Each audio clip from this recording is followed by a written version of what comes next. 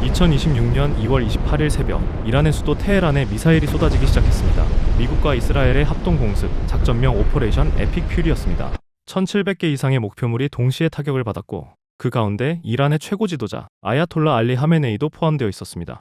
1979년 이슬람 혁명 이후 37년간 이란을 지배해온 절대 권력자가 그날 새벽 역사 속으로 사라졌습니다. 전 세계의 시선이 테헤란으로 쏠렸습니다. 과연 이란은 이제 무너질 것인가? 트럼프 대통령은 이란 국민들에게 직접 말했습니다. 지금이 정권을 전복할 마지막 기회라고요. 그런데 이상한 일이 벌어졌습니다. 이란은 항복하지 않았습니다. 호르무즈 해협을 봉쇄하고 사우디아라비아와 아랍에미리트의 에너지 시설을 타격하며 헤즈볼라를 통해 이스라엘에 수천 발의 로켓을 날리기 시작했는데요. 최고 지도자가 죽었는데도 나라 전체가 더 맹렬하게 저항하고 있는 것입니다. 왜 이란은 항복하지 않는 것일까요? 단순히 군사력이 남아있어서일까요? 아니면 끝을 모르는 이념적 광기 때문일까요?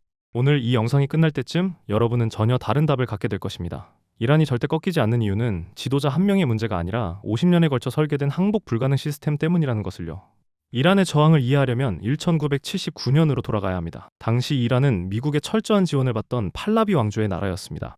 1953년 CIA가 직접 개입한 쿠데타로 민주적으로 선출된 모사데크 총리를 축출한 뒤 미국은 팔라비 왕조를 중동의 핵심 위성 국가로 육성했습니다. 이란 국민들에게 미국은 자국의 주권을 짓밟은 침략자의 상징이었는데요. 그러니 1979년 혁명은 단순한 정권 교체가 아니었습니다. 외세에 대한 절대적 거부, 이란 민족은 어떤 강대국에도 굴복하지 않는다는 정체성의 선언이었습니다. 이 혁명의 DNA가 이란 국가 시스템 깊숙이 박혀 있습니다. 이란 헌법 자체가 외세에 대한 저항을 국가의 최고 의무로 규정하고 있는데요. 이 구조 하에서 외세의 압박에 굴복하는 것은 단순한 정치적 패배가 아닙니다.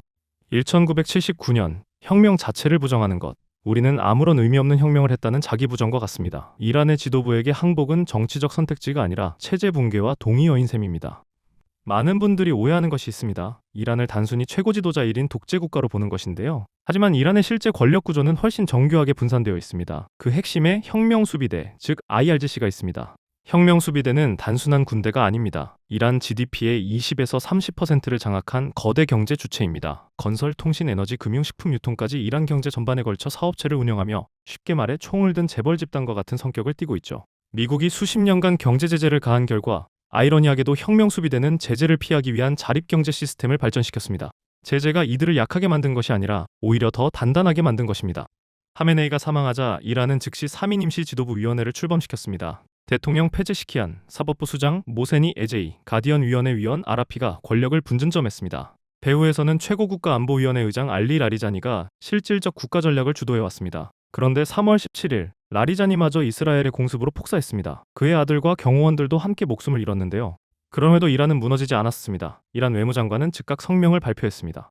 이슬람공화국은 특정 개인 한 명에게 의존하지 않는 강고한 정치 구조를 갖고 있다고요. 지도자 한 명을 제거하면 나라가 무너질 것이라는 미국의 계산은 이미 수십 년 전부터 이런 상황을 대비해 설계된 이란의 분산 권력 시스템 앞에서 정확히 빗나간 것입니다. 이란이 항복하지 않을 수 있는 또 다른 이유가 있습니다. 이란에게는 세계를 인질로 잡을 수 있는 카드가 있기 때문인데요. 바로 호르무즈 해협입니다. 폭이 가장 좁은 곳은 33km에 불과한 이 수로로 전 세계 해상 원유 물동량의 약 20%가 통과합니다. 한국은 원유 수입의 70%, 천연가스 수입의 20%를 이 수로에 의존하고 있습니다. 일본은 원유의 96%를 중동에서 들여옵니다. 이 해협이 막히는 순간 아시아 경제 전체가 마비될 수 있습니다. 이란은 이미 이 카드를 꺼냈습니다. 그리고 이제 전혀 새로운 단계로 접어들었습니다. 3월 18일 이스라엘이 사상 최초로 이란의 천연가스 시설을 직접 폭격했습니다. 세계 최대 가스전인 사우스파르스였습니다. 이란 소방대가 화재를 진압하는 장면이 전 세계에 생중계되는 그 시각, 이란 혁명 수비대는 즉각 응수했습니다. 사우디아라비아 동부 유전지대와 카타르의 라스라판 산업도시를 향해 미사일을 날린 것입니다. 카타르 에너지는 라스라판에 광범위한 피해가 발생했다고 공식 확인했습니다. 이스라엘이 가스를 건드리자 이란은 걸프 전체의 에너지를 흔들었습니다. 시장은 즉각 반응했습니다. 브렌트유는 배럴당 107달러를 넘어섰고 유럽 천연가스 가격은 하루 만에 6% 폭등했습니다. 호르무즈 해협의 1일 통항량은 평상시 138척에서 봉쇄 직후 10% 수준으로 급감했고 전쟁위험보험료는 선박가액의 최대 3%까지 치솟았습니다. 100억 원짜리 선박 한 척을 움직이는데 보험료만 30억 원이 추가로 드는 상황입니다. 이란의 군사력은 미국에 비해 압도적으로 열세입니다. 하지만 호르무즈를 무기화하고 걸프 에너지지 인프라를 직접 타격하는 것만으로도 세계 경제 전체를 볼모로 삼을 수 있습니다. 여기서 가장 중요하지만 잘 알려지지 않은 사실 하나를 짚어야 합니다. 미국은 1979년 이후 이란에 지속적으로 경제 제재를 가해왔습니다. 2015년 JCPOA 협정으로 잠시 완화했다가 2018년 트럼프 1기 행정부에서 다시 최대 압박 제재를 재개했는데요. 제재의 목적은 이란 경제를 고사시켜 핵 포기와 체제 변화를 이끌어내는 것이었습니다. 그런데 결과는 정반대였습니다. 40년간의 제재는 이란으로 하여금 어쩔 수 없이 내부 경제 자립화를 추진하게 만들었습니다. 이란은 국제금융 시스템인 스위프트에서 차단됐지만 암호화폐와 비공식 거래망을 통해 달러 없이도 원유를 중국과 러시아에 판매하는 독자적 결제 시스템을 구축했습니다. 이란 리알화의 가치는 달러당 142만 리알까지 폭락하며 극심한 인플레이션을 겪었는데요. 이 위기는 오히려 반미 감정을 자극하며 정권의 생존 기반이 되었습니다. 경제적 고통의 원인이 서방의 제재라는 내러티브가 정권 유지의 도구로 작동한 것입니다. 제재가 정권을 약화시키기는커녕 사실상 이란 정권을 먹여 살리는 구조가 40년간 지속된 셈입니다.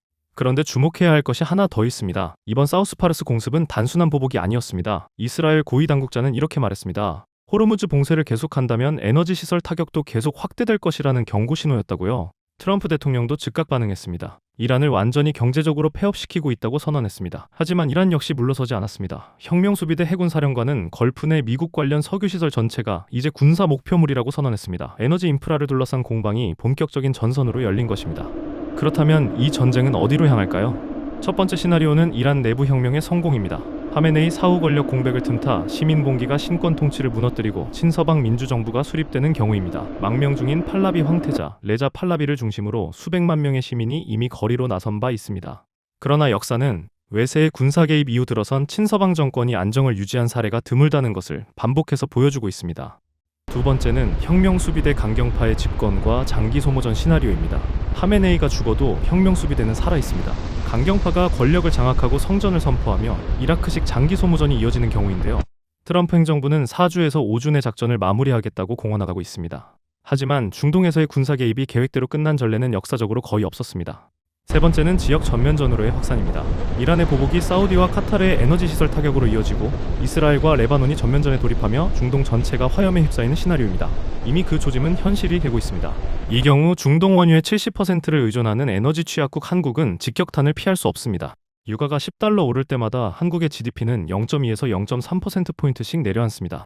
이란이 절대 항복하지 않는 이유, 이제 보이시나요? 1979년 혁명의 DNA, 지도자 한 명이 죽어도 살아남도록 설계된 분산 권력 구조, 세계 경제를 인질로 잡는 호르무즈 카드, 그리고 40년 제재가 역설적으로 강화시킨 자립 시스템. 이 네 가지가 맞물린 구조적 결과입니다. 미국이 군사력으로 지도부를 제거할 수는 있어도 이 구조 자체를 하루아침에 해체할 수는 없습니다. 이것이 이란 문제가 수십 년째 해결되지 않은 본질적인 이유이며 이 전쟁의 결말을 아직 아무도 예측할 수 없는 이유입니다. 이 흐름이 지금 당신의 자산과 에너지 비용, 그리고 한국 경제에 무엇을 의미하는지 여러분 스스로 생각해 보시기 바랍니다. 감사합니다.